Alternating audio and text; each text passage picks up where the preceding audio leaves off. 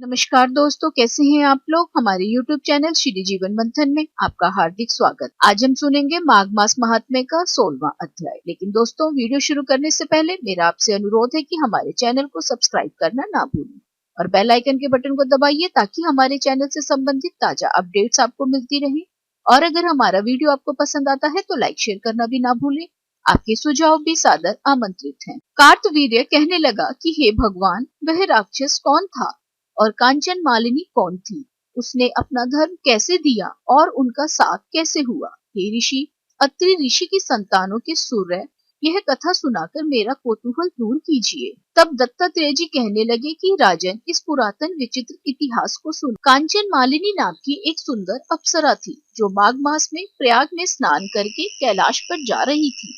तब उसको मार्ग में जाते हुए हिमालय के कुंज से एक भीर राक्षस ने देखा। उस सोने जैसे तेज वाली, सुंदर कटी वाली, बड़े बड़े नेत्रों वाली, चंद्रमुखी, सुंदर केश और तीन पयोधर वाली सुंदर अप्सरा को देखकर उस राक्षस ने कहा कि हे सुंदरी कमल नयनी, तुम कौन हो और कहां से आ रही हो? तुम्हारे वस्त्र और वेणी भीगी हुई क्यों है?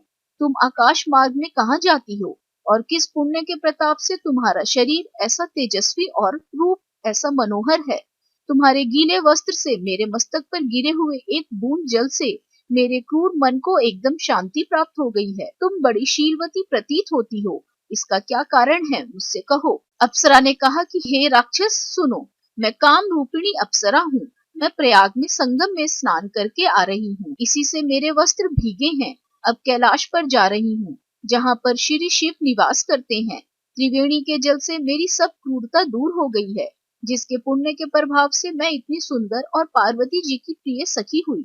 जो आश्चर्य देने वाला उदाहरण मुझे ब्रह्मा जी ने कहा था, सो सुनो। मैं कलिंग देश के राजा की वेश्या थी। रूप लावण्य और सुंदरता में अपूर्व थी। मेरी सुंदरता पर सारा नगर मोहित था और मैंने अनेकों प्रकार के भोग भोगे।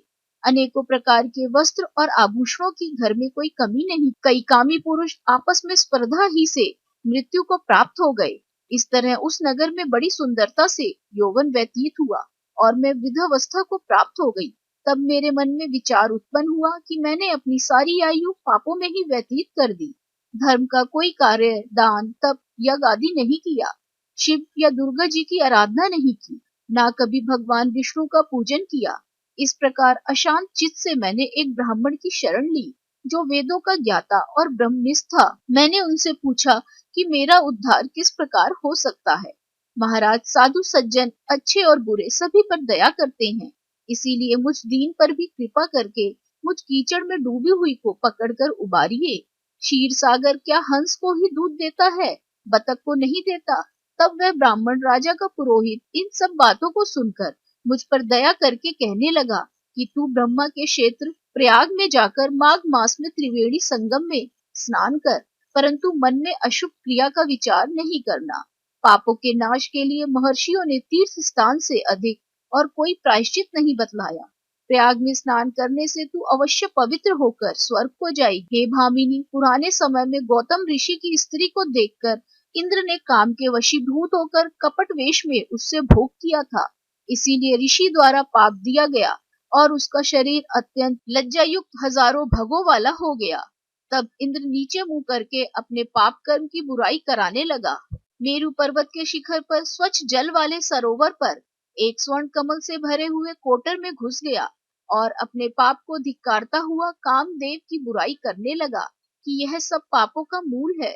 इसके ही वशीभूत होकर मनुष्य नरक में जाते हैं और अपने धर्म, कीर्ति और यश और धैर्य का नाश करते हैं। इंद्र ऐसा सोच रहा था कि इंद्र के बिना सारा देवलोक शोभाहीन हो गया।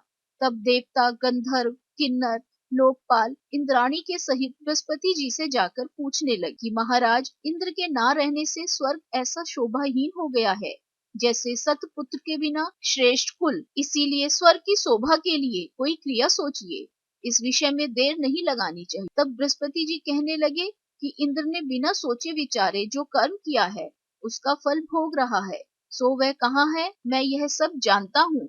फिर गुरुजी ने सबको साथ लेकर स्वर्ण कमलों से युक्त बड़े सरोवर में इंद्र को देखा, जिसका मुख मलिन और आंखें बंद थी। तब इंद्र ने बृहस्पति जी के चरणों को पकड़कर कहा कि इस पाप से उद्धार करके आप मेरी रक्षा कीजिए। तब बृहस्पति जी ने इंद्र से कहा कि प्रयाग में स्नान करने से ही तुम पाप मुक्त हो जाओगे। तब इंद्र सहित सबने प्रयाग में जाकर संगम में स्नान किया और त्रिवेणी स्नान से इंद्र पाप मुक्त हो गए। तब बृहस्पति जी ने इंद्र को वरदान दिया कि तुम्हारे शरीर में जितने भग हैं सब नेत्र हो जाएं। तब इंद्र ब्राह्मण के वर से 1000 नेत्रों से ऐसा सुशोभित हुआ जैसे मानसरोवर में कमल शोभायमान होता है। इस प्रकार माघ मास महात्म्य में 16वां अध्याय संपूर्ण। कल हम सुनेंगे माघ मास महात्म्य का 17वां अध्याय।